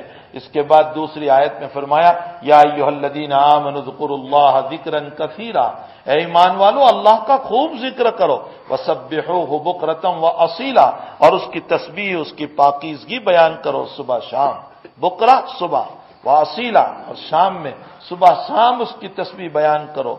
اس کے بعد روایت میں حضرت ابو ہریرہ رضی اللہ تعالیٰ عنہ فرماتے قال قال رسول اللہ صلی اللہ علیہ وسلم کلمتان خفیفتان علی اللسان ثقیلتان فی المیزان حبیبتان الی الرحمن سبحان اللہ وبحمدہ سبحان اللہ العظیم۔ یہ بخاری شریف اور مسلم شریف کی روایت ہے۔ فرمایا دو کلمے ہیں، کلمتان حبیبتان الی الرحمن، رحمان کو بڑے پیارے ہیں، رحمان کو بڑے پیارے ہیں۔ اچھا اللہ کے نبی نے ایک دم نہیں بتا دیا کہ وہ کیا ہے، ذرا طلب پیدا کرتے ہیں، ذرا تاکہ اور شوق پیدا ہو، کیا ہوں گے وہ کلمے، کیا ہوں گے وہ کلمے۔ تو حضرت بھی بات کو ذرا لمبا رہے ہیں، بات کو طویل کر رہے ہیں۔ فرمایا دو کلمے ہیں، حبیبتان، اللہ کو بڑے پیارے ہیں۔ اچھا جب اللہ کو بڑے پیارے ہیں تو پھر وہ تو بڑے مشکل ہوں گے، اس لیے کہ اللہ بڑا ہے تو اس کے پیارے کلمے بھی بہت مشکل ہوں گے۔ فرمایا نہیں خفیفتان علی اللسان، زبان پر بڑے ہلکے پھلکے ہیں، بہت آسان ہے، چلتے پھرتے بھی تم پڑھتے رہو، بڑے آسان ہے، خفیفتان علی اللسان۔ اچھا زبان پر ہلکے پھلکے ہیں تو پھر وزن نہیں ہوگا اس کا برابر، ترازو میں اس کا کوئی وزن نہیں ہوگا۔ اللہ کے حبیب کہتے ہیں نہیں ثقیلتان فی المیزان، ترازو میں بہت وزن ہوگا۔ اللہ کو پیارے ہیں، زبان پر ہلکے ہیں، آسان ہے ادا کرنے میں، اور ترازو میں بھاری ہوں گے۔ اب اس کے بعد حضرت بتا رہے ہیں کہ وہ دو کلمے کیا ہیں۔ فرمایا سبحان اللہ وبحمدہ سبحان اللہ العظیم، اللہ کی پاکی بیان کرو، سبحان اللہ وبحمدہ، پاک ہے اللہ کی ذات، وبحمدہ اور اسی کی تعریف ہے، سبحان اللہ العظیم، اللہ کی ذات پاک ہے، وہ بہت بڑا ہے۔ اور ایک روایت میں یوں آیا کہ جو یہ کلمہ پڑھے گا دن میں 100 مرتبہ، سبحان اللہ وبحمدہ سبحان اللہ العظیم، 100 مرتبہ اس کلمے کو دن میں پڑھے گا، فرمایا حطت عنہ خطایاہ ولو کانت مثل زبد البحر، اللہ تعالیٰ اس کے سارے گناہوں کو معاف کر دیں گے چاہے وہ سمندر کے پھین کے برابر کیوں نہ ہو، سمندر کے جھاگ کے برابر کیوں نہ ہو، اللہ تعالیٰ ان سارے گناہوں کو معاف کر دیں گے۔ دوسری روایت میں فرمایا عن ابی ہریرہ رضی اللہ تعالیٰ عنہ قال قال رسول اللہ صلی اللہ علیہ وسلم انا اقول سبحان اللہ والحمد للہ ولا الہ الا اللہ واللہ اکبر احب الی مما طلعت علیہ الشمس، رواہ مسلم، اللہ اکبر۔ حضرت یہ فرماتے ہیں کہ یہ آفتاب جس دنیا پر طلوع ہوا، آفتاب دنیا پر طلوع ہوتا ہے، تو اس کا مطلب یہ نکلا کہ اگر تو یہ کلمہ دن میں 1 مرتبہ پڑھ لیں، سبحان اللہ والحمد للہ ولا الہ الا اللہ واللہ اکبر، تیسرا کلمہ ہے، ہمارے کلموں میں تیسرا کلمہ ہے، مکتب میں گئے ہیں نا تو مکتب میں یہ تیسرا کلمہ آپ نے سیکھا ہوگا، سبحان اللہ والحمد للہ ولا الہ الا اللہ واللہ اکبر۔ یہ تیسرا کلمہ دن میں جو ایک مرتبہ پڑھ لے گا، فرمایا کہ اللہ کے نزدیک اس پوری دنیا سے بہتر ہوگا۔ احب الی مما طلعت علیہ الشمس، آفتاب جس کے اوپر، میرے بھائیوں، دنیا کی میڈیا بولتا ہے تو ہمیں یقین آ جاتا ہے، دنیا کا ٹیلی ویژن بولتا ہے تو ہمیں یقین آ جاتا ہے، دنیا کا انگریز بولتا ہے تو ہمیں یقین آ جاتا ہے، دنیا کے یہ لوگ ہمیں کوئی بات کہتے ہیں تو یقین آ جاتا ہے۔ افسوس کہ میرے نبی کی بات پر ہی یقین نہیں آیا، حضرت کی بات پر ہی ہمیں آج تک یقین نہیں آیا کہ بھلا اس طرح کے کلمات سے اور اس طرح کی باتوں سے ہماری دنیا کیسے بن جاتی ہے۔ دوسری تیسری روایت پیش فرمائی، وعن ابی ایوب الانصاری رضی اللہ تعالیٰ عنہ، ابو ایوب انصاری رضی اللہ تعالیٰ عنہ وہ صحابی رسول صلی اللہ علیہ وسلم ہے جو مدینۃ المنورہ میں نبی کریم صلی اللہ علیہ وسلم کے پہلے میزبان ہے، حضرت انہی کے وہاں اترے تھے سب سے پہلے، اس لیے ان کو بہت ساری روایتیں حضرت کی معلوم تھی، اس لیے ابو ایوب انصاری جب کوئی بات بیان فرماتے تھے تو سارے لوگ متوجہ ہو جاتے تھے کہ بھئی یہ تو حضرت کے بہت قریب ہیں، نہ معلوم خلوتوں میں کیا کیا، اس لیے کہ بھئی مہمان کو میزبان سے خلوت بہت ملتی ہے اپنے مکان میں، تو نہ معلوم کیا کیا باتیں سنی ہوگی، اس لیے ابو ایوب انصاری رضی اللہ تعالیٰ عنہ کی طرف سارے لوگ متوجہ ہو جاتے تھے۔ یہ اس حدیث شریف کے راوی ہے، فرمایا من قال لا الہ الا اللہ وحدہ لا شریک لہ لہ الملک ولہ الحمد وہو علی کل شیء قدیر 10 مرات کان کمن اعتق 4 انفس من ولد اسماعیل۔ کیا فرماتے؟ عرب میں غلام ہوتے تھے، جانتے ہیں نا، غلام اس زمانے میں تھے، اب نہیں ہے، وہ اس زمانے کے تھے غلام باندیوں کا مسئلہ، تو عرب میں غلام ہوتے تھے اور حضرت یوں فرمایا کرتے تھے کہ بھائی جب تم غلام باندی کے مالک ہو تو ان کو آزاد کر دیا کرو، اس لیے کہ وہ بھی انسان ہے، وہ تو ایک کفر کا ایک دھبا آ گیا اس لیے غلامی میں آ گئے، ان کو آزاد کر دیا کرو۔ اور ان غلاموں میں بڑے ہنر والے غلام بھی ہوتے تھے، بڑے کاریگر ہوتے تھے۔ آپ کو ایک بات عجیب سناؤں، دیکھو یہ جتنے تابعین روایت کرتے ہیں نا، سب بڑے بڑے تابعین، بڑے بڑے تابعین، یہ اکثر غلام ہیں یا غلام کی اولاد ہے، یہ کوئی بڑے بڑے لوگ نہیں تھے، یہ غلام ہیں یا غلام کی اولاد ہے۔ محمد ابن سیرین رحمت اللہ علیہ کا آپ نے نام سنا، اتنا بڑا محدث وقت ہے محمد ابن سیرین، اور ساتھ ساتھ امام التعبیر بھی ہے، خواب کی تعبیر بڑی زبردست جانتے تھے محمد ابن سیرین۔ ان کے والد صاحب جو ہیں سیرین، یہ غلام تھے حضرت انس رضی اللہ تعالیٰ عنہ کی، حضرت انس کے غلام ہیں، اور حضرت انس ان کو آزاد نہیں کرتے تھے، چونکہ بڑے نیک تھے، بڑے صالح تھے، بڑے ہنرمند تھے، تو حضرت انس ان کو آزاد نہیں کرتے تھے، اور یہ بار بار کہتے تھے کہ مجھے آزاد کر دو، لیکن حضرت انس آزاد ہی نہیں کرتے تھے۔ تو حضرت عمر رضی اللہ تعالیٰ عنہ کے پاس سیرین تشریف لے گئے۔ بہت سے لوگ کہتے ہیں سیرین عورت کا نام ہے، آپ کے وہاں ہے، وہاں نہیں، وہاں مرد کا نام ہے، ہمارے وہاں عورتوں کا نام رکھتے ہیں سیرین، وہ مرد کا نام ہے۔ تو حضرت عمر رضی اللہ تعالیٰ عنہ کے پاس گئے سیرین، اور فرمایا حضرت امیر المؤمنین میرے آقا مجھ کو آزاد نہیں کرتے حضرت انس، تو حضرت عمر نے انس کو بلایا، فرمایا انس آزاد کر دو اس کو، بیچارہ آزادی مانگ رہا ہے، برسوں سے تمہارا غلام۔ تو حضرت انس نے فرمایا نہیں آزاد کروں گا، تو حضرت عمر نے ایک کوڑا لگایا حضرت انس کو اور فرمایا آزاد کر۔ بہرحال حضرت انس تو چھوٹے تھے، حضرت عمر رضی اللہ تعالیٰ عنہ کے سامنے آزاد کر دیا حضرت سیرین رحمت اللہ علیہ کو۔ اتنا بڑا آدمی، اتنا بڑا آدمی، اتنا بڑا آدمی، اور اس کی اولاد ساری کی ساری محدث ہے۔ آپ نے نام سنا حسن بصری رحمت اللہ علیہ؟ حسن بصری کی ماں باندی تھی، باندی کا بیٹا ہے یہ، کتنا بڑا تابعی ہے یہ، آج جب حسن بصری کا نام آتا ہے تو سر جھک جاتا ہے۔ باندی کا بچہ ہے یہ، اور کن کی باندی تھی ان کی ماں؟ اللہ کے حبیب پاک صلی اللہ علیہ وسلم کی زوجہ محترمہ، ہم سب کی ماں حضرت ام سلمہ رضی اللہ تعالیٰ عنہ کی باندی تھی، اور ام سلمہ کے وہاں جب ان کی والدہ باندی تھی تبھی حسن پیدا ہوئے تھے۔ اور ان کے حالات میں لکھا ہے کہ جب ام سلمہ اپنی باندی کو کسی کام سے بھیجتی تھی سودا خریدنے، کوئی خریدنے، تو حسن چھوٹے تھے تو گھر میں چھوڑ کر جاتی تھی، تو حسن روتے تھے تو ام سلمہ رضی اللہ تعالیٰ عنہ اٹھا لیتی تھی، زوجہ محترمہ نبی کریم صلی اللہ علیہ وسلم ہماری ماں، وہ اٹھا لیتی تھی۔ اور بعض لوگوں نے، بعض محدثین نے لکھا ہے کہ دودھ تو نہیں آتا تھا، اس لیے کہ اولاد نہیں ام سلمہ کی، لیکن ویسے ہی سینے سے لگا لیا کرتی تھی اور کرامتی طور پر دودھ اتر جاتا تھا، جس سے حسن بصری رحمت اللہ علیہ خاموش ہو جاتے تھے۔ آپ بتائیے کہ جس کے پیٹ میں زوجہ محترمہ کا دودھ گیا ہو وہ کتنا بڑا آدمی بنے گا۔ اور حسن بصری کی تحنیک کی تھی حضرت عمر رضی اللہ تعالیٰ عنہ نے۔ جب یہ پیدا ہوئے تو ان کی والدہ تو باندھی ہے، حضرت عمر کے پاس گئے، ایک کھجور لے کر فرمایا گھر پہ بچہ پیدا ہوا ہے، آپ تحنیک فرما دی، تو تحنیک کر دی تھی۔ حضرت عمر نے ان کی تحنیک کی تھی۔ بہرحال یہ ایک باندی کا لڑکا ہے۔ آپ نے نام سنا حضرت علقمہ، وہ بہت بڑا محدث علقمہ، فرماتے ہیں بخاری شریف میں روایت ہے عبداللہ ابن عباس کے غلام تھے، اور عبداللہ ابن عباس ان سے کام نہیں لیتے تھے، یہ جوان تھے، تو حضرت عبداللہ ابن عباس کیا کرتے تھے؟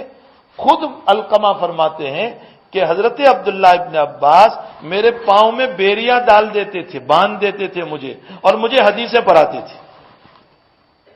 اللہ تعالیٰ نے زمانے کا امام بنایا علقمہ کو، حسن بصری کو، محمد بن سیرین کو۔ یہ بڑے بڑے لوگ ہیں جو یا تو غلام ہے یا غلام کی اولاد ہے۔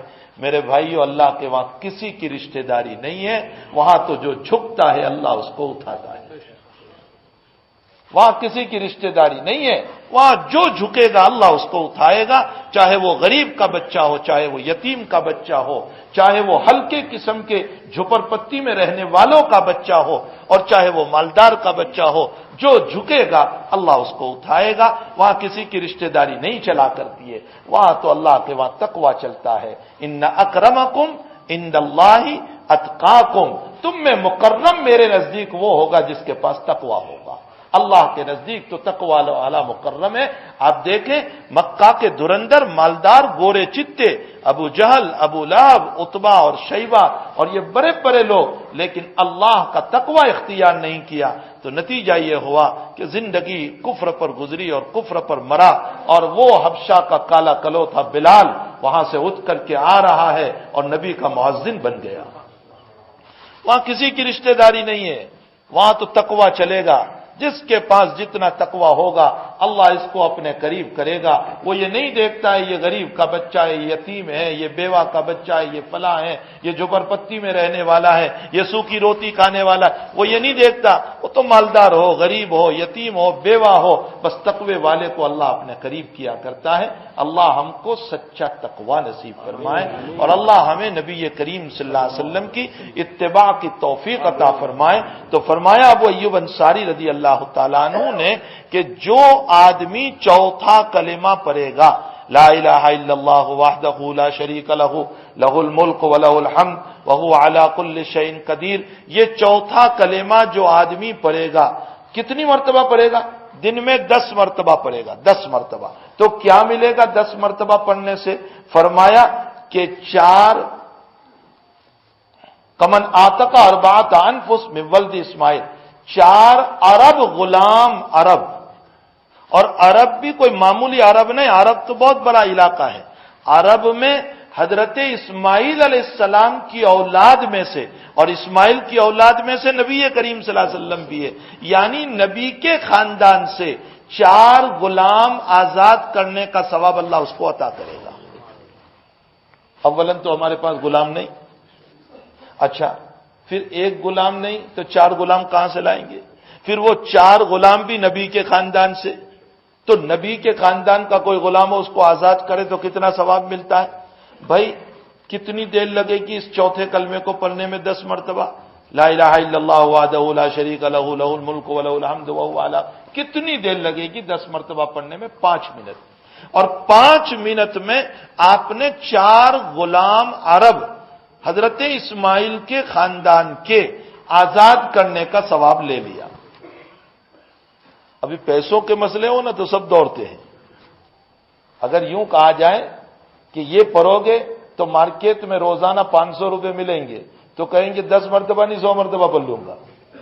خود نبی کریم صلی اللہ علیہ وسلم نے مثال دی ہے، بخاری شریف میں روایت ہے، حضرت نے فرمایا کہ عشاء اور فجر کی نماز کی فضیلت اتنی زبردست ہے کہ اگر تمہیں عشاء اور فجر کی نماز کے ثواب کا پتہ چل جائے تو تم حبوا کی بیٹھک بھی دوڑو گے. حبوا کس کو کہتے ہیں؟ چھوٹے بچے دیکھیں نا، پھسلتے ہیں زمین پر. حضرت فرماتے ہیں کہ تم ویسے ہماری طرف آؤ گے دوڑتے ہوئے مسجد میں. پھر آگے حضرت فرماتے ہیں اگر یہ اعلان ہو جائے کہ مرماتین، آج عشاء کی نماز میں بکری کے کھر تقسیم ہونے والے، ہماری زبان میں اس کو کہتے ہیں سری پائے. سری پائے جانتے ہیں نا، سری پائے. حضرت نے اسی کی مثال دی. اس زمانے میں سری پائے بڑے محبوب تھے، آج کل بھی آپ کو 12 ہاندی بہت محبوب ہے، تو یہ سری پایوں کا مسئلہ حضرت نے اسی کی مثال دی. حضرت نے فرمایا کہ سری پائے عشاء میں تقسیم ہوں گے، اگر یہ اعلان ہو جائے تو حضرت فرماتے ہیں کہ نہیں چلا جائے گا تو بھی پھسلتے ہوئے آئیں گے. فرمایا تمہارے نزدیک سری پایوں کی قدر ہے اور عشاء کے بدلے میں ملنے والی جنت کی قدر نہیں ہے. نبی کریم صلی اللہ علیہ وسلم ہمیں کیا سمجھا رہے ہیں؟ پیغمبر صلی اللہ علیہ وسلم کی باتوں کو ہم سمجھیں کہ اللہ کے حبیب ہمیں کیا سمجھانا چاہتے ہیں. فرمایا کہ جو اس کا ذکر کرے گا دن میں 10 مرتبہ لا الہ الا اللہ وحدہ لا شریک لہ لہ الملک ولہ الحمد وہو علی کل شیء قدیر، 4 عرب غلام اسماعیل علیہ السلام کے خاندان سے آزاد کرنے کا ثواب ملے گا. دوسری روایت میں حضرت نے فرمایا، حضرت ابو ذر غفاری رضی اللہ تعالیٰ عنہ، یہ صوفیاء صحابہ میں سے صوفی صحابی ہے، ابو ذر غفاری رضی اللہ تعالیٰ عنہ فرماتے ہیں کہ قال علی رسول اللہ صلی اللہ علیہ وسلم، فرمایا حضور نے مجھے خاص فرمایا. برا کب کسی کو جب یوں کہتا ہے میں تمہیں کہتا ہوں تو فخر ہوتا ہے نا. ابو ذر کہتے ہیں حضرت نے مجھے خاص فرمایا، الا اخبرک باحب الکلام الی اللہ، ابو ذر میں تجھے وہ کلام نہ بتاؤں جو اللہ کو بہت پیارا ہے؟ فرمایا ضرور یا رسول اللہ. فرمایا ان احب الکلام الی اللہ سبحان اللہ و بحمدہ، اللہ کو سب سے پیارا کلام سبحان اللہ و بحمدہ، سبحان اللہ و بحمدہ، سبحان اللہ و. کیوں اس کو پیارا کلام کہا گیا؟ اس لیے کہا گیا کہ سبحان اللہ کا معنی اے اللہ تو پاک ہے. اور دنیا میں میں کسی کو یوں کہوں کہ دیکھو یہ میرے دوست ہیں، پاک صاف ہیں، ان کے متعلق کوئی انگلی نہ اٹھانا، یہ معاملات میں بڑے صاف رہتے ہیں، تو آپ کے دل میں میری محبت کتنی آ جائے گی کہ اچھا تم نے میری پاکی بیان کی. تو جب ہم سبحان اللہ پڑھتے ہیں تو اللہ خوش ہوتا ہے کہ میرا بندہ میری پاکی بیان کر رہا ہے. وبحمدہ، اللہ کی تعریف. جب میں دنیا میں کسی کی تعریف کروں تو خوش ہو جاتے ہیں، ہم خوش ہو جاتے ہیں نا ہماری تعریف پر، تو اللہ کتنا خوش ہوتا ہوگا اپنی تعریف پر. اس لیے اللہ کے نزدیک پسندیدہ. اور مسلم شریف کی روایت میں ہے نبی کریم صلی اللہ علیہ وسلم نے فرمایا کہ یاد رکھو، تو حدیث قدسی ہے، اللہ تعالیٰ کہہ رہا ہے کہ میرے بندو تیرے سبحان اللہ پڑھنے سے میں پاک نہیں ہوا، میں تو پہلے سے پاک ہوں، میں تو پہلے ہی سے پاک ہوں. وہ بیوی سے پاک، وہ بچوں سے پاک، وہ گندگیوں سے پاک، وہ ساری چیزوں سے پاک. فرمایا تیرے سبحان اللہ سے میں پاک نہیں ہوا، لیکن تو اگر سبحان اللہ کا ورد کرے گا تو میں اس کلمے کی برکت سے تجھے پاک کر دوں گا، تجھے پاک کروں گا. الحمدللہ، فرمایا تیرے الحمدللہ پڑھنے سے میری تعریف نہیں ہوئی، تو سب کے سب مر جائیں اور میری تعریف تم نہ بھی کرو، میرے فرشتے میری اتنی تعریف کرنے والے ہیں کہ روایتوں میں آتا ہے کہ ایک فرشتہ ایک مرتبہ بیت المعمور کا جو کعبۃ اللہ کے مقابلے میں اوپر کعبہ ہے اس کا ایک مرتبہ طواف کر لیتا ہے، بخاری شریف میں ہے، زندگی بھر قیامت تک اس کی باری نہیں آئے گی. فرمایا میرے فرشتے میری تعریف کرنے والے بہت ہیں، اور پھر تو میری تعریف کیا کرے گا؟ تیرا اکثر وقت تو کھانے میں گزرتا ہے، پینے میں گزرتا ہے، استنجا میں گزرتا ہے، باتوں میں گزرتا ہے، سونے میں گزرتا ہے، ایران توران میں گزرتا ہے، کمانے میں گزرتا ہے، تو میری کیا تعریف کرے گا؟ میرے فرشتوں کو نہ کھانے کی ضرورت، نہ پینے کی ضرورت، نہ استنجا کی ضرورت، نہ نیند کا مسئلہ، نہ باتوں کا مسئلہ، کچھ نہیں. وہ تو 24 گھنٹے میری عبادت میں لگے ہوئے ہیں. اس لیے تو یہ نہ سمجھنا کہ تیری تعریف الحمدللہ سے میں برا ہوا، میں تو پہلے سے تعریف والا ہوں. میں تعریف کیا ہوں، لیکن تو جب الحمدللہ پڑھتا ہے تو تیرے اس کلمے کی برکت سے میں تیری تعریف دنیا میں کراؤں گا۔ اور جب ہم اللہ اکبر پڑھتے ہیں تو اللہ تعالیٰ کہتا ہے کہ تیری کبریائی بیان کرنے سے میں بلند نہیں ہوا، میں تو پہلے سے بلند ہوں، لیکن تیرے اللہ اکبر پڑھنے سے اور ورد کرنے سے میں تجھے دنیا میں بلندی عطا کروں گا۔ تو بھائی ہمیں چاہیے کہ ہم اس کا ورد کریں، یہ سب ذکر کی باتیں ہیں، حق تعالی شانو ہمیں ذکر کی توفیق عطا فرمائے۔ ایک روایت میں حضرت سعد بن ابی وقاص رضی اللہ تعالیٰ عنہ، یہ مستجاب الدعوات صحابہ میں سے، سعد بن ابی وقاص رضی اللہ تعالیٰ عنہ مستجاب، ان کی دعائیں اللہ قبول کرتا تھا، فرماتے ہیں جاء عربی الی رسول اللہ صلی اللہ علیہ وسلم، ایک دیہاتی قسم کے آدمی حضور کے پاس آئے، فرمایا علمنی کلاما اقول له، اللہ کے حبیب کچھ باتیں مجھے سکھا دیجئے تاکہ میں اس کو پڑھتا رہوں۔ حضرت نے فرمایا لا الہ الا اللہ وحدہ لا شریک لہ لا الہ الا اللہ وحدہ لا شریک لہ اللہ اکبر کبیرا والحمد للہ کثیرا وسبحان اللہ رب العالمین ولا حول ولا قوۃ الا باللہ العلی العظیم۔ فرمایا یہ کلمہ پڑھ لے۔ فرمایا حضرت کیا ملے گا اس کے ذریعے سے؟ فرمایا اگر تم نے یہ کلمہ پڑھ لیا تو آج صبح پڑھا ہے تو شام تک، اور شام کو پڑھا ہے تو صبح تک اللہ اپنے حفظ و امان میں تمہیں رکھے گا۔ بھئی یہ سب یہ کرنے کی باتیں ہیں، سننے کی صرف باتیں نہیں، یہ کرنے کی باتیں ہیں، اپنی زندگی میں اس کو اتارنے کی باتیں ہیں۔ آگے روایت میں کچھ غریب قسم کے صحابہ حضور پاک صلی اللہ تعالی علیہ وسلم کی خدمت میں تشریف لائے اور فرمایا عن ابی ہریرہ رضی اللہ تعالی عنہ ان فقراء المہاجرین اتوا رسول اللہ صلی اللہ علیہ وسلم، غریب صحابہ تھے، مہاجرین تھے، وہ حضور کی خدمت میں آئے، فرمایا یا رسول اللہ نماز ہم بھی پڑھتے ہیں، یہ مالدار بھی پڑھتے ہیں، روزہ ہم بھی رکھتے ہیں، یہ بھی رکھتے ہیں، حج ہم بھی کرتے ہیں، یہ بھی کرتے ہیں، لیکن ان لوگوں کے پاس پیسہ ہے تو یہ صدقہ کرتے ہیں، ہمارے پاس پیسہ نہیں تو ہم صدقہ نہیں کرتے، تو یہ صدقے کے اعتبار سے بہت آگے بڑھ گئے۔ آپ ہمیں بھی کوئی ایسا عمل بتا دیجئے کہ ہم بھی اس عمل کو کر کے ان سے آگے ہو جائیں، یا کم سے کم ان کے لیول میں ہو جائیں۔ وہاں کمپٹیشن ہوتا تھا ثواب میں، اور ہمارا کمپٹیشن ہوتا ہے دنیا کے معاملات میں۔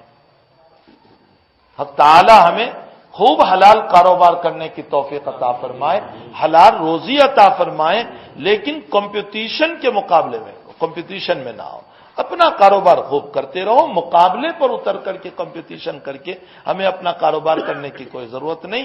اللہ تعالیٰ ہمیں اس میں برکت دے گا۔ بہرحال تجارت سے کوئی منع نہیں کرتا، لیکن غلط رخ غلط طریق سے اللہ تعالیٰ منع کرتا ہے۔ تو جب غریب صحابہ نے حضرت سے فرمایا کہ حضرت کوئی عمل ایسا بتائے کہ ہم اس عمل کو کر کے ان سے اوپر یا ان کے لیول میں ہو جائیں، تو حضرت نے فرمایا ہر نماز کے بعد 33 مرتبہ سبحان اللہ، 33 مرتبہ الحمدللہ اور 34 مرتبہ اللہ اکبر ہر نماز کے بعد پڑھا کرو۔ جن نماز کے بعد سنتیں نہیں، ان نمازوں کے اندر فرض کے بعد پڑھو جیسے فجر اور عصر، اور جن نمازوں میں سنتیں ہیں ان نمازوں میں سنتوں کے بعد پڑھ لیا کرو۔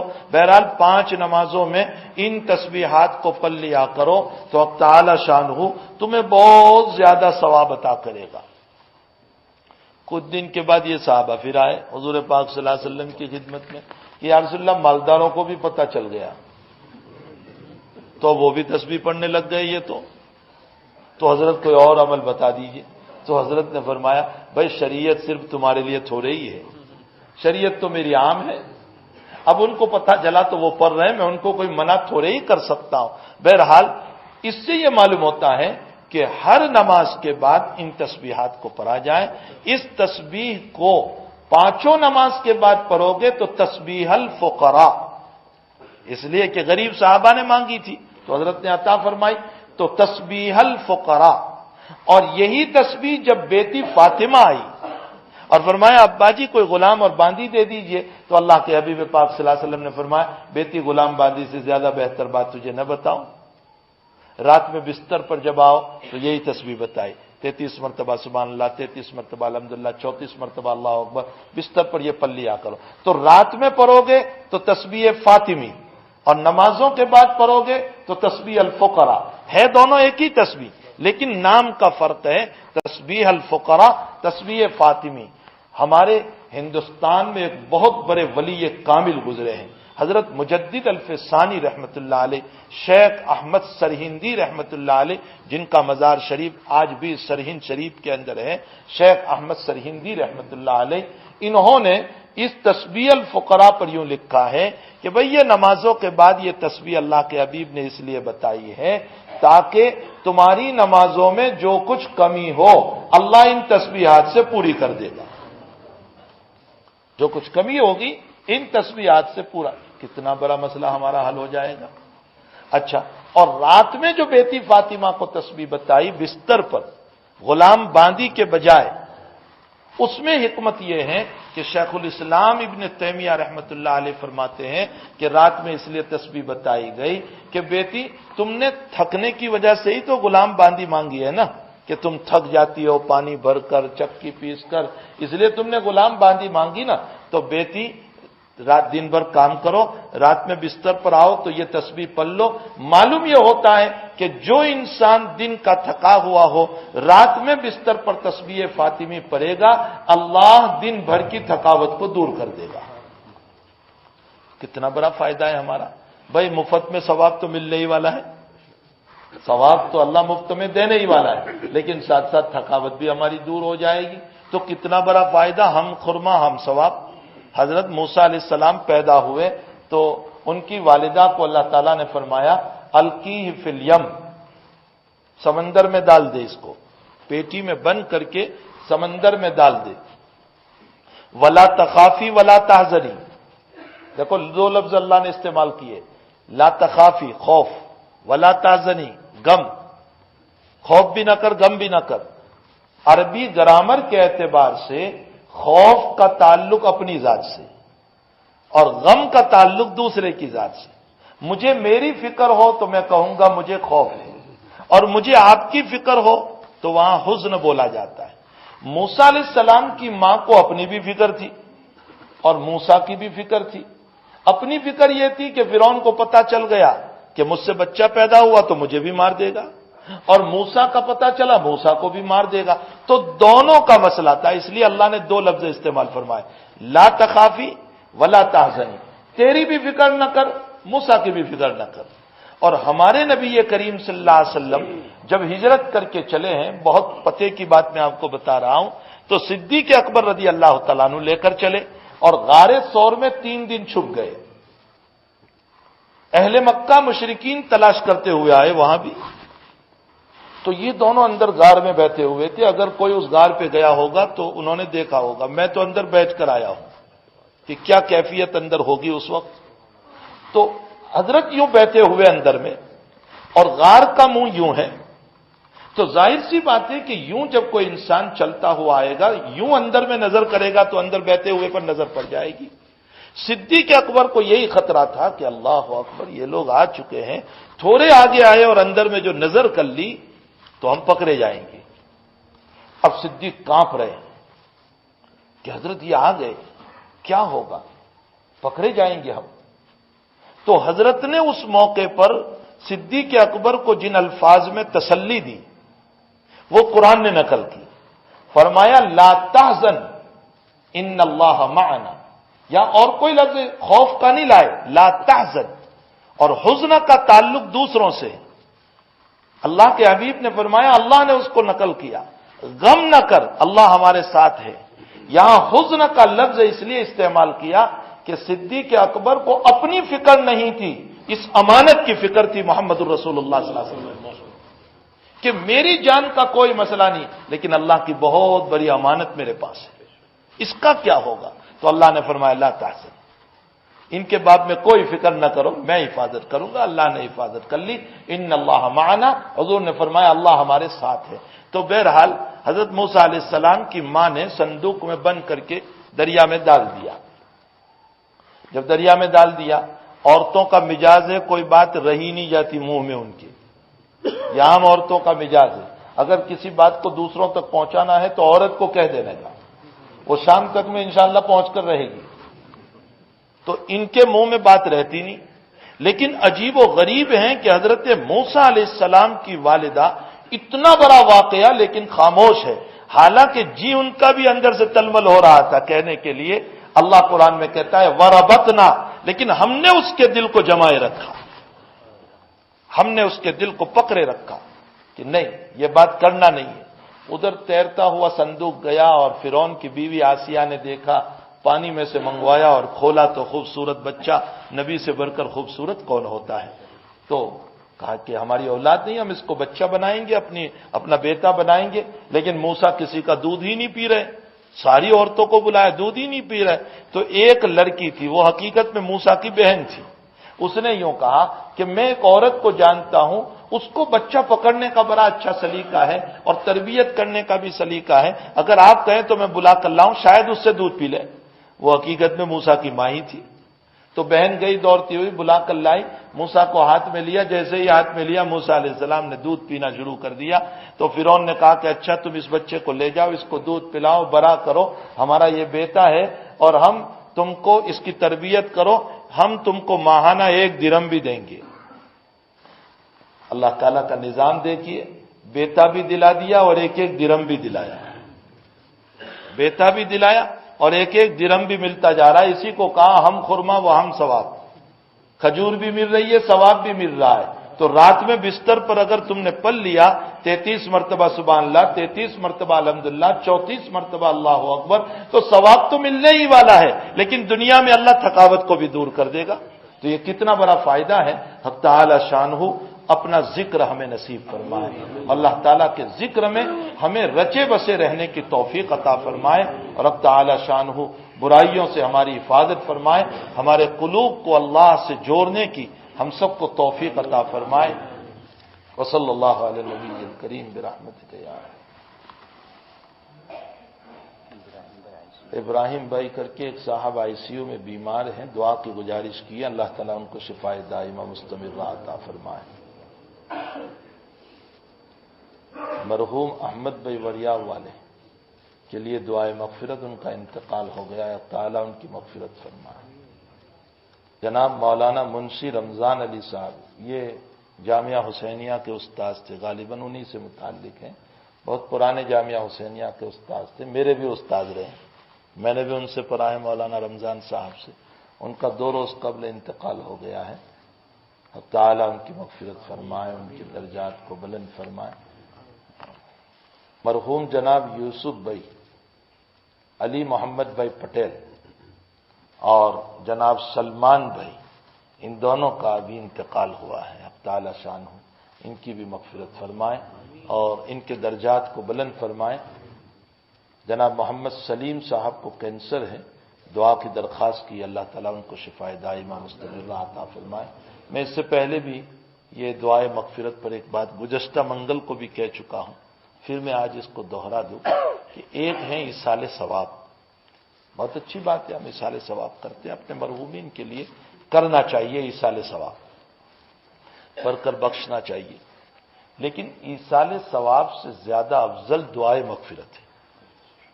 ان کے لیے دعائے مغفرت کرنا یہ افضل ہے. لوگ اس مسئلے کو جانتے نہیں ہیں. میں آپ کو ایک مثال دوں، میں نے پہلے بھی مثال دی تھی کہ ہمارا کوئی آدمی قید ہو کر جیل خانے میں چلا گیا، تو اب آپ اس کے لیے ٹفن کا نظام کر رہے ہیں، کھانے کا بھیج رہے ہیں جیل خانے میں، اور بہترین قسم کا اس کے لیے کھانا بھیج رہے ہیں. ایک تو یہ مثال ہو گئی ایصال ثواب کی. جیسے ایصال ثواب میں ہم بھیجتے ہیں تو یہ بھی ٹفن ہم بھیج رہے ہیں اس کو، وہ مرحوم کو ٹفن جا رہا ہے، یہ زندہ کو ٹفن جا رہا ہے. یہ ایصال ثواب ہوا. اور ایک یہ ہے کہ آپ نے کوئی ٹفن نہیں بھیجا، لیکن جیسے ہی ہمارا آدمی اندر گیا تو آپ نے اس کو چھڑانے کی کوشش شروع کر دی. PSI سے مل رہے ہیں، جج سے مل رہے ہیں، اچھا لائر کر رہے ہیں، DSP سے مل رہے ہیں، کسی MP سے مل رہے ہیں، کسی منسٹر سے مل رہے ہیں، اس کو چھڑانے کی کوشش کر رہے ہیں. اس کی مثال ایسی ہے دعائے مغفرت. جیسے وہاں ہم دعائے مغفرت کر کے اپنے مرحوم کو چھڑانے کی کوشش کرتے ہیں، یہ بھی چھڑانے کی کوشش کر رہے ہیں آپ. اب آپ بتائیے کہ ہمارا جو آدمی جیل میں ہے وہ ٹفن سے خوش ہوگا یا چھڑانے کی تدبیر سے خوش ہوگا؟ چھڑانے کی تدبیر سے. سیدھی سی بات ہے. ٹھیک ہے تم ٹفن بھیجو، اچھا ہے، لیکن اگر ٹفن تم نے نہ بھی بھیجا تو کم سے کم ہمارے چھڑانے کی کوشش کرو. ہم 2-4 دن تو لوکھا سوکھا کھا لیں گے لیکن باہر آ جائیں گے جلدی. جب یہ مثال سمجھ میں آ گئی تو سمجھو کہ ایصال ثواب بھی بہت اچھی بات ہے. قرآن پڑھ کے بخشو، اس کے لیے کوئی جمع ہونے کی ضرورت بھی نہیں ہے. آج تو افسوس یہ ہے کہ اولاد تو خود قرآن پڑھتی نہیں اور کہتی ہے کہ ہم اپنے گھر پہ قرآن شریف کا ختم رکھ رہے ہیں، اور اولاد وہاں بیٹھی ہوئی خاموش بیٹھی ہے. زیادہ حق تو اولاد کا بنتا ہے کہ اولاد ایصال ثواب کرے اپنے باپ کے لیے، لیکن اولاد تو کچھ بھی نہیں کرتی. تو بہرحال ایصال ثواب بھی بہت اچھی بات ہے. پھر ایک مسئلہ سن لو، جب میت کا مسئلہ آ گیا تو یاد رکھو نبی کریم صلی اللہ علیہ وسلم نے غم جو ہے وہ صرف 3 دن کا کہا ہے. صرف عورت کو یوں کہا ہے کہ شوہر کے مرنے پر تو 4 مہینہ 10 دن غم منائے گی، صرف بیوی کو. باقی کسی کے انتقال پر باپ مرے، ماں مرے، بیوی مر جائیں، بیٹا مر جائیں، پھوپھی مر جائیں، کسی کے اوپر 3 دن سے زیادہ نبی کریم صلی اللہ علیہ وسلم نے منع فرمایا. ہو ہی نہیں سکتا. ہمارے وہاں حال کیا ہے، کئی دنوں تک بیٹھنے کا رواج پڑا ہوا ہے. حدیث کے خلاف کر رہے ہیں کہ نہیں؟ جس ذات اقدس کو ہم ماننے والے ہیں اس کے خلاف ہم کر رہے ہیں. دوسری بات یہ ہے کہ ہم جب میت والے گھر پر بیٹھنے جاتے ہیں تو ایصال ثواب کوئی نہیں کرتا، ایران توران کی باتیں کرتا رہتا ہے. ایران توران کی باتیں تو ایک حد تک صحیح ہے، غیبتیں ہوتی ہے. اب آپ بتائیے مرحوم کے گھر پر گناہ کے لیے گئے ہیں یا ثواب کے لیے گئے ہیں؟ بہت سمجھیں ان مسائل کو. امت جو ہے اپنے نبی علیہ السلام کو کتنا ستا رہی ہے، ان کے طریقوں کو کتنا ہم پامال کر رہے ہیں. تو دعائیں مغفرت اولا ہے، ایصال ثواب کریں، لیکن زیادہ اہتمام مرحوم کے لیے دعا کا کرنا چاہیے. اور بھائی دعا کے لیے کوئی وقت ہے صحیح، جب چاہے دعا کریں آپ. حق تعالی کا دروازہ کھلا ہوا ہے. حسن بصری رحمۃ اللہ علیہ نے فرمایا کہ اے اللہ تیرا دروازہ تب کھلتا ہے جب رات میں سب کے دروازے بند ہو جاتے ہیں. اور رابعہ بصریہ رحمۃ اللہ علیہ کہتی ہے کہ اللہ میں نے بڑے بڑے مالدار اور بادشاہوں کے دروازے بند ہوتے ہوئے دیکھے لیکن میں نے تیرا دروازہ کبھی بند نہ دیکھا.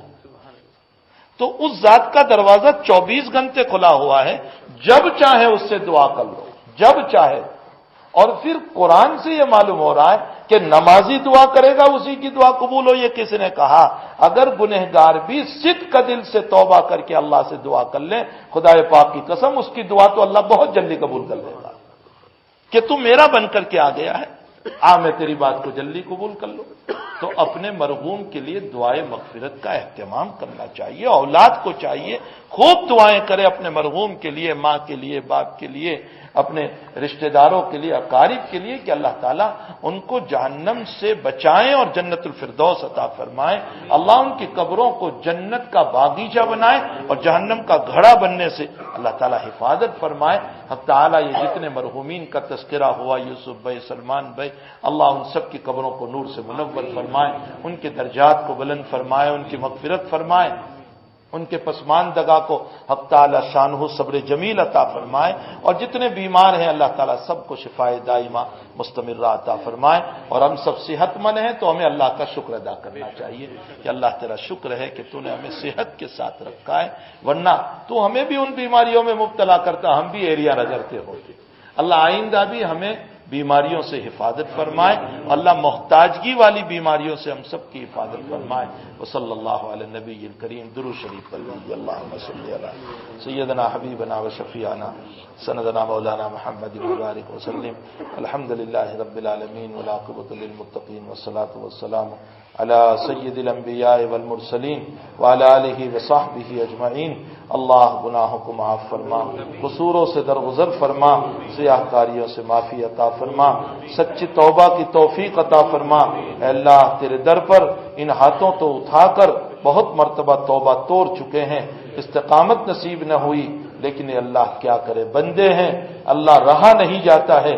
مالک تو رحم کا معاملہ فرما دے، کرم کا معاملہ فرما دے، غفوریت کا معاملہ فرما دے، عفو درگزر کا معاملہ فرما دے. اے اللہ عنایتوں کا معاملہ فرما دے، بخششوں کا فیصلہ فرما دے. ہمارے گناہوں کو نیکیوں سے مبدل فرما دے، ہمارے گناہوں کو نیکیوں سے مبدل فرما دے، ہمارے گناہوں کو نیکیوں سے مبدل فرما دے. الہ العالمین ہم تمام کو جب تک جلائے آبر و عزت ایمان کے ساتھ جلانا، اور جب اٹھائیں تو اپنے اپنے وقت پر ایمان پر خاتمہ عطا فرمانا۔ اے اللہ جو مرحوم ہو چکے ہیں ان کی قبروں کو نور سے منور فرما، ان کے درجات کو بلند فرما، ان کی مغفرت فرما۔ اے اللہ ان کی قبروں کو جنت کا باغیچہ بنا، جہنم کا گھرا بننے سے حفاظت فرما۔ الہ العالمین جو بیمار ہیں شفاء دائمہ عطا فرما، جو قرض دار ہیں قرض کی ادائیگی کی صورتیں پیدا فرما، پریشان حال ہیں پریشانیوں کو دور فرما، بے قصور قید و بند میں ہے رہائی نصیب فرما، غلط مقدمات میں ہے نجات عطا فرما۔ عرب و عجم میں ایک آگ لگی ہوئی ہے، اے اللہ اس آگ کو ختم فرما، تیرے علاوہ کوئی اس آگ کو بجھا نہیں سکتا ہے۔ اے اللہ سیریا کے حالات پر رحم فرما، مصر کے حالات پر رحم فرما، فلسطین کے مسلمانوں پر رحم فرما، حرمین الشریفین کی حفاظت فرما، حرمین الشریفین کی حفاظت فرما، حرمین الشریفین کی حفاظت فرما۔ اے اللہ جب ہم تجھ سے معافی کی بھیک مانگتے ہیں تو تو یوں کہتا ہوگا تم تو غدار ہو، تم نالائق ہو، تم میرے نبی کی سنتوں کے سوداگر ہو اور سودا کرنے والے ہو۔ صحیح ہے میرے مولا، کہاں سے لائے ہم ابو بکر کو، کہاں سے لائے عمر عثمان علی کو، کہاں سے لائے فاطمہ خدیجہ رقیہ ام کلثوم کو، وہ تو سب قبر میں جا چکے ہیں، جیسے بھی ہیں ہم ہی ہیں۔ اللہ فتنے کے دور میں تیرا کلمہ تو پڑھ رہے ہیں، تیرے حبیب کا نام تو لے رہے ہیں۔ اے اللہ چاروں طرف عریانیت ہے، بے حیائی ہے، بدماشیاں ہیں، بدتمیزیاں ہیں۔ اے اللہ ذلتیوں کے پلان ہیں۔ اے اللہ ان تمام کے بیچ میں ہم تیرا کلمہ تو پڑھ رہے ہیں، تیرا نام تو لے رہے ہیں۔ اے اللہ تیرے نام کی برکت سے ہم سب کی مغفرت فرما دے، اس مجمع کی جائز تمناؤں کو پوری فرما، سب کی حاجتوں کو پورا فرما۔ اے اللہ ہماری دعاؤں کو اپنے فضل و کرم سے اپنے حبیب پاک صلی اللہ علیہ وسلم کے صدقے میں اس مجلس میں جو مخلص ہو اور ان کی آمین تجھے پیاری ہے، ان کی آمینوں کے ساتھ ہم سب کی آمینوں کو بھی قبول فرما لے۔ آمین یا رب العالمین۔ وصلی اللہ علی نبینا محمد و آلہ و صحبہ اجمعین برحمتک یا ارحم الراحمین۔